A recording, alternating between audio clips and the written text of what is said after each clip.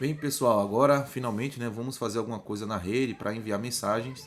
Mas antes disso, eu quero explicar para vocês como é que funciona um objeto dentro da rede. Ou seja, dentro da rede nós precisamos sinalizar que esse objeto é um objeto que vai funcionar como mensagem, recebimentos e envios de mensagem dentro da rede, que é o nosso querido Nitro Identity. Já coloquei um objeto aqui, Nitro Identity.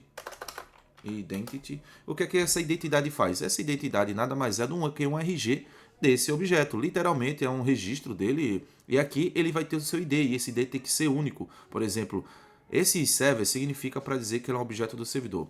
O isClient para dizer que ele é um objeto do cliente, né? Óbvio. E o isMine para dizer que ele é um objeto que é desta conexão.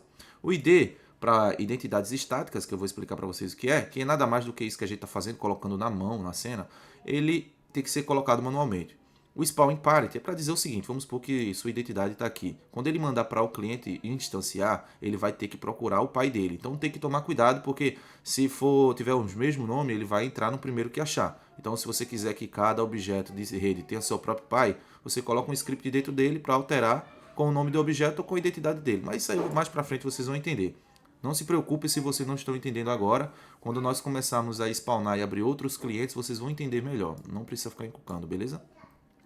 E o hide aqui é só para esconder o objeto de servidor quando for spawnado. Eu vou explicar para vocês também.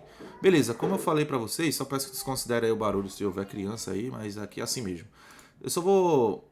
Só para sinalizar que ele é um objeto da cena, ele não vai ser instanciado, eu preciso sinalizar que ele é um estático. Então eu vou vir aqui Nitro Static, só isso, pronto. Ele não tem nada, nenhuma configuração, ele só vai dizer, ó, pegue esse objeto e configura ele como objeto de cena, ele é estático. Então quando eu der um play aqui, veja o que acontece.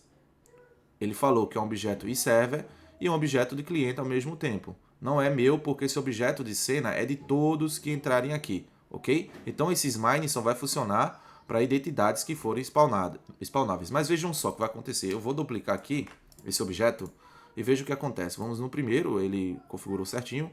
Então, no segundo, ele não configurou. Por quê? Porque ele está a zero. Então, tome cuidado com isso, que eu não deixei debug de log para isso. Então, objetos de cenas, vocês têm que colocar o ID na mão. Se eu colocar aqui um agora, porque essa identidade tem que ser única. Lembra, RG é único. Não existe dois RGs iguais. Então, RG é único. Então, vamos lá, 0 e 1. E os dois foram configurados perfeitamente. Então, como é que a gente vai fazer para enviar mensagem? Antes de spawnar objetos, né? Nós aprendemos aqui o estático, que é esse. E agora nós vamos aprender o spawnável. Mas o spawnável só depois do RPC. Então, na próxima aula, eu já vou explicar para vocês como, de fato, enviar mensagens do cliente para o servidor. Aí eu vou fazer outro build, vou enviar a mensagem e vocês vão entendendo por partes. Estou explicando bem devagar para evitar qualquer tipo de conflito de aprendizagem, ok, pessoal?